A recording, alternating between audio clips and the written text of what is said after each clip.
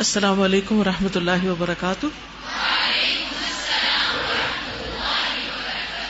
نحمده ونصلي على رسوله الكريم اما بعد فاعوذ بالله من الشيطان الرجيم بسم الله الرحمن الرحيم رب اشرح لي صدري ويسر لي امري واحلل عقدة من لساني يفقهوا قولي.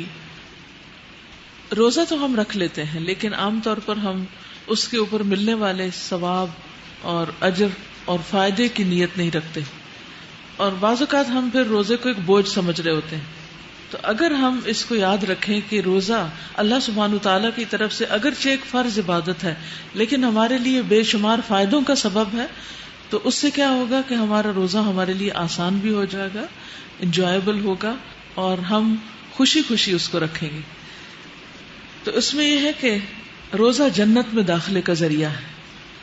ابو امامہ نے رسول اللہ صلی اللہ علیہ وسلم سے ایک ایسے عمل کے بارے میں سوال کیا جو انہیں جنت میں داخل کرے، تو آپ نے فرمایا علیک بالصوم فإنہ لا مثل لہ، تم روزے کو لازم پکڑ لو اس لیے کہ اس کی طرح کی کوئی چیز نہیں. یعنی اگر جنت میں جانا چاہتے ہو تو اپنے لیے روزہ لازم کر لو. روزے دار کے لیے جنت کا ایک خصوصی دروازہ ہے. نبی صلی اللہ علیہ وسلم نے فرمایا جنت میں ایک دروازہ ہے جسے ریان کہا جاتا ہے. قیامت کے دن پکارا جائے گا کہ روزہ رکھنے والے کہاں ہیں؟ چنانچہ جو شخص روزہ رکھنے والوں میں سے ہوگا وہ اس میں داخل ہو جائے گا، اور جو اس میں داخل ہو گیا اسے کبھی پیاس نہیں لگے گی. کیوں؟ اس لیے کہ دنیا میں وہ روزے کی حالت میں پیاسا رہا. روزہ آگ سے بچاؤ کا ذریعہ ہے. رسول اللہ صلی اللہ علیہ وسلم نے فرمایا جو شخص اللہ کے راستے میں ایک دن کا روزہ رکھے گا، اللہ تعالیٰ اس کے بدلے اس کے چہرے کو آگ سے 70 سال کی مسافت پر رکھے گا. یعنی ایک دن کے روزے سے جو خالصتاً اللہ کی رضا کے لیے رکھا جاتا ہے اس کا یہ اجر اور ثواب ہے کہ انسان آگ سے اتنا دور ہو جاتا ہے. پھر روزے کی جزا اللہ سبحانہ وتعالیٰ خود دیں گے. رسول اللہ صلی اللہ علیہ وسلم نے فرمایا اللہ تعالیٰ فرماتا ہے کل عمل ابن آدم لہ الا الصیام فإنہ لی وأنا اجزی بہ. ابن آدم کے تمام اعمال اس کے لیے ہیں سوائے روزے کے، بے شک وہ میرے لیے ہے اور میں خود اس کا بدلہ دوں گا.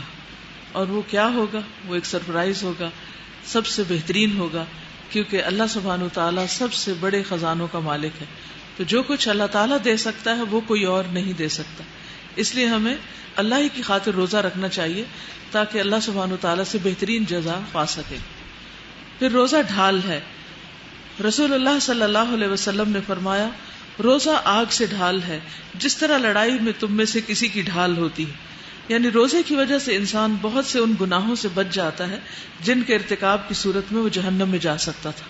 تو چونکہ روزے کی حالت میں ہوتا ہے تو بار بار اس کو یہ یاد دہانی کرائی جاتی کہ دیکھو تم یہ غلط بات نہ کرو اور نہ سنو کیونکہ تم روزے کی حالت میں ہو.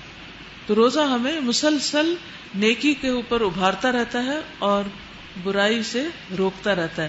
یہ ہمارے سسٹم کے اندر آ جاتی ہے چیز، ورنہ تو باہر سے لوگ ہمیں روکیں یا منع کریں، لوگوں کے ڈر سے بعض اوقات یا لوگوں کے کہنے پر ہم کوئی اچھا کام کرتے ہیں یا برے کام سے روکتے ہیں.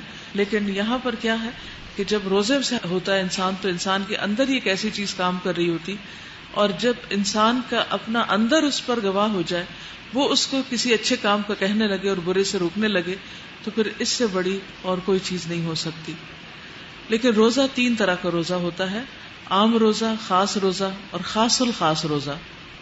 عام روزہ یہ ہے کہ انسان خود کو پیٹ بھرنے اور شہوت سے روکے.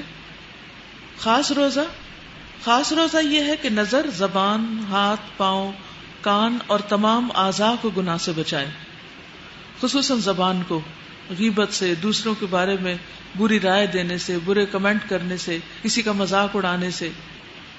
پھر اسی طرح خاص الخاص روزہ یہ ہے کہ دل کو ردی خیالات اور اللہ تعالیٰ سے دور کرنے والے افکار سے پاک کر دے اور اس کی یاد کے سوا ہر چیز سے رک جائے. یعنی کثرت سے اللہ تعالیٰ کو یاد کرے. یہ خاص الخاص روزہ ہے. یعنی روزے کی حالت میں ذکر کی کثرت کر دے اور باقی چیزیں اس کے مقابلے میں کم ہو جائیں. ٹھیک ہے.